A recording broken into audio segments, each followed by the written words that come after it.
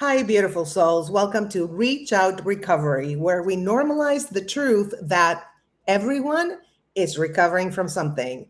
And today's episode, we're going there, okay? Because I'm about to say something that might trigger you a little, but also might set you free.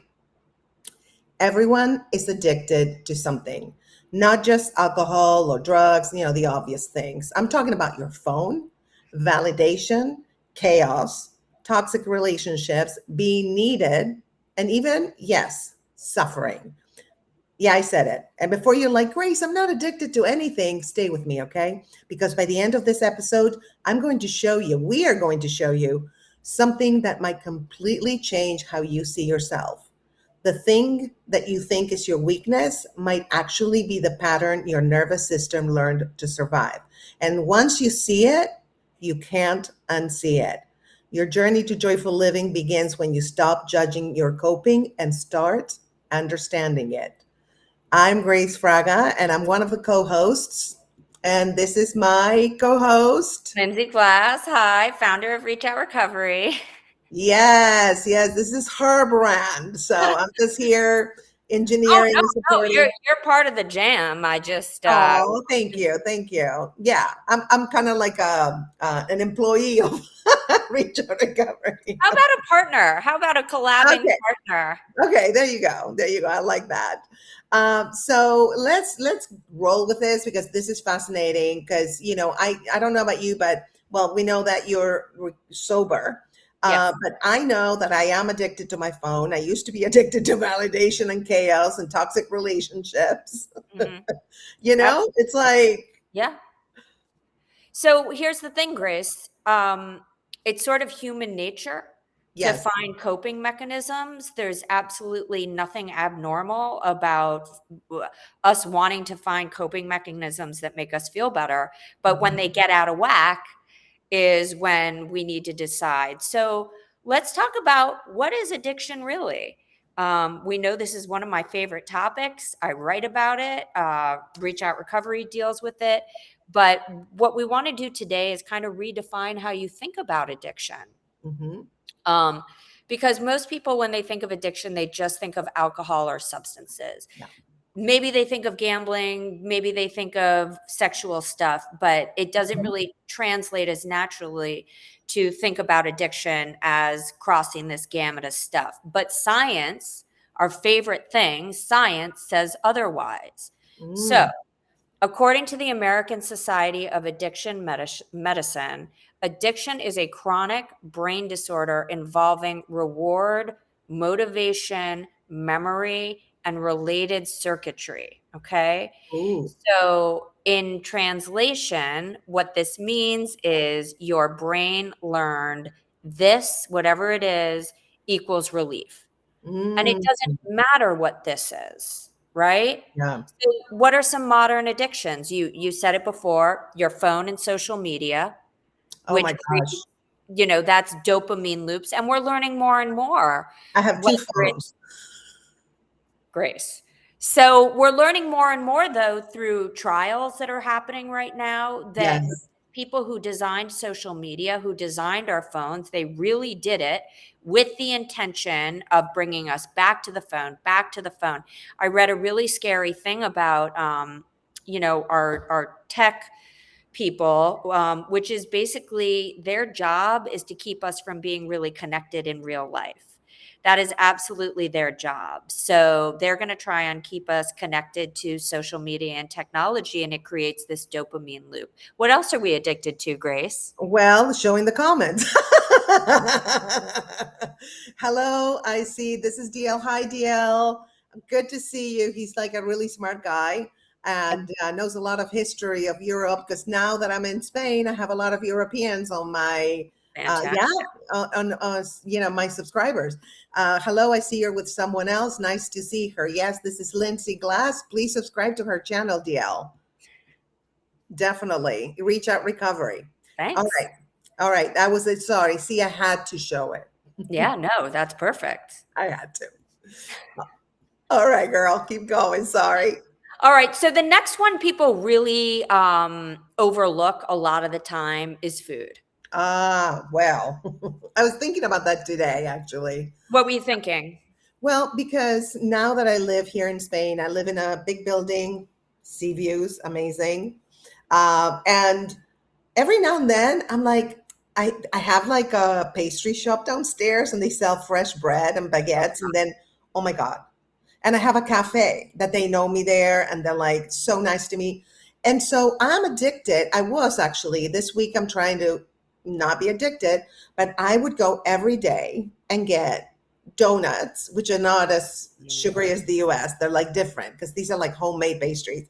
Mhm. And St. Mal, I was just like, this big thing of a pastry. I mean, croissants and all these things. And every day I had to do it, kind of like to reward myself for Absolutely.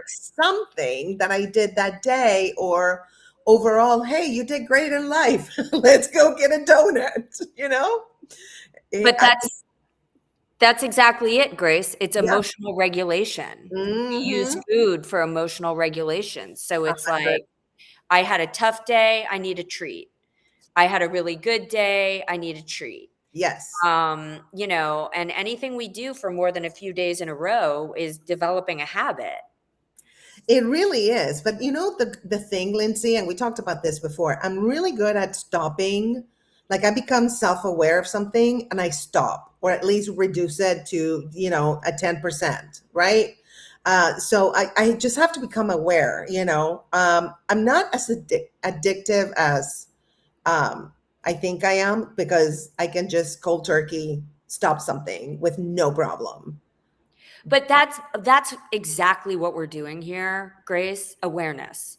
Because once Yes, you have awareness about it, it's hard to keep going if you actually want to make change. yes, So, again, we're just planting seeds in your mind. But if you notice that you use food as a reward, to feel better, to when you're depressed, all of these things, yeah. then you can really say, hey, actually, I'm using food to emotionally regulate. So when I went into recovery, I heard something really, really helpful for me. Food is fuel. Like, we Yes. eat food to fuel our bodies. Mhm. Food was never meant to be gorged upon. We were never meant to eat the way some people are eating now. So when you start to really think about, well, am I fueling my body right now? Or am I just trying to regulate? Am I even hungry? Exactly. But we'll get into fixing them later. Here's another big one, and I think you're probably a little bit guilty of this one. I don't mean to judge. Work. You don't need to judge, you just You're did. always you're always working. You work a lot. Not anymore. Not anymore since I Okay. moved to Spain. See, this is one of the Okay. things to when Cultural you change. cultural change. They sleep siesta, so like all the shops are, not all, but most of them, from like 2 to 5 roughly, they're closed, right? And so you have to rest. You can't go, get stuff or whatever. And also, people are more chill here. They don't live to work, they work to live, right, and to pay their bills and be able to survive. And so no, I'm not. I actually slowed down, and my life here is not as expensive as in the US, where I had to constantly work, or else I would not be able to pay my bills. And I um I want to throw something out there about work. I think yes, that those of us who have social media accounts that are part of our business yes. really is a blessing and a curse. I know. I'm an author. I run Reach Out Recovery, Hmm. and the truth of the matter is, part of my job is supposed to be being on social media, having these big social media accounts. It's not my favorite thing. Yeah, I don't love dealing with social media all the time, yeah, and it also means you're on it. You're being confronted with everyone else's social media. So yes, I personally find myself in a bit of a quandary. yes. Sometimes I literally have to post for the week and put it away so that I don't have to open it every day and look at it. So if you are somebody who's in a business where you're looking at your social media all day because of work, I don't know what the answer is for you, but let's not Yeah. pretend that using Yeah. social media for work is not a little bit of it can be a slippery It's slope. it's a lot. It's a lot. And I do lives a lot. And sometimes, handling the trolls, for example, is energy draining. Absolutely. And it's also, it doesn't bother me what they say. They're so not creative. They're probably bots, some of them. Right. They all say the same things. I'm like, Yeah. I even tell them, can you please be more creative and make me laugh or make me Right. angry or something? But you're not getting any emotions from me. But like that, I love doing the lives with the positive people. That is amazing. Like DL is amazing.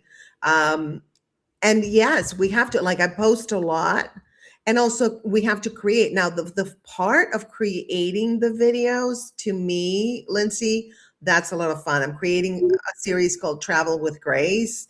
You guys subscribe to the channel if you're not subscribed, and you'll see I have a playlist called Travel with Grace, and that to me is a lot of fun, and Mhm. putting them together. Now posting and dealing with trolls, that's the part that kind of drains my energy, but Absolutely. so there's pros and cons, right, of social media. But you're right, we're on it almost 24/7 because you have to reply to the comments, you Yeah. have to, be nice to everybody basically and accept the trolls, but it's a lot.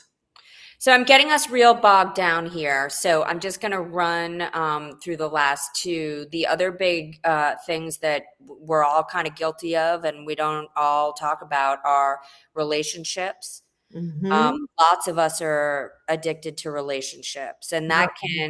that can be all different kinds of Hmm. relationships. There's certainly the people who are addicted to romantic relationships, Ooh, but there are also people who get into really funky relationships with yeah. friends, coworkers, bosses.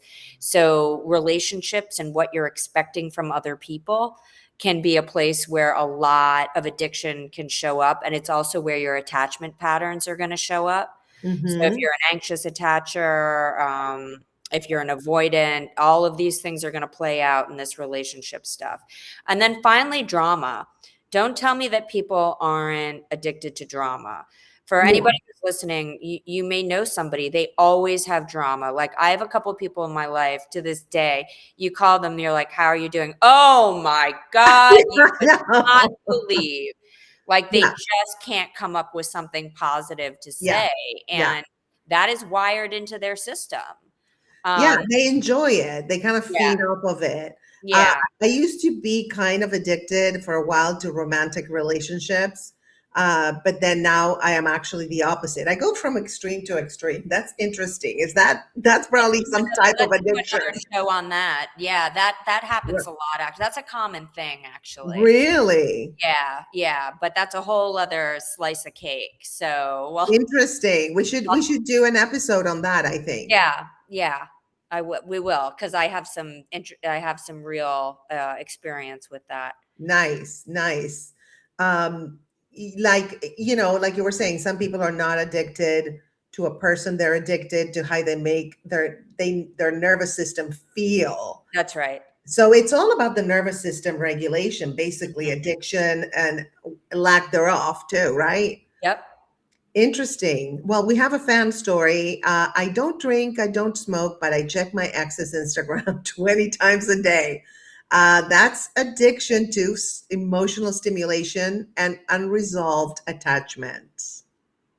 So you want to know something creepy? What is it? Um, I was dating somebody a while ago, and I didn't realize that we both had like I could see when he was online on social Yeah. media, he had that on.